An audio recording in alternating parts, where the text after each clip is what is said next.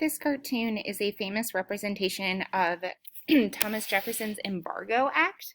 Remember, Jefferson put this Embargo Act that stopped U.S. trade with really any foreign nation.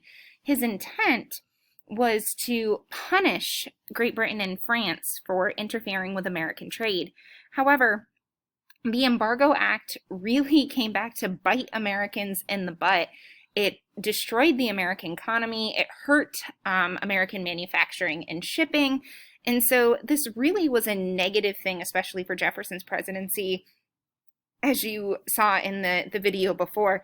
And this cartoon is a famous representation of the Embargo Act. And so if we look at some details here, we see the turtle. The turtle is representing the Embargo Act, right? Telling him he cannot ship. We see that this American merchant is trying to ship to Great Britain. Here is the British flag here. And the Embargo Act is literally biting him in the butt, right? And he's saying, oh, this cursed, oh, grab me. If we look at oh, grab me backwards, it's embargo.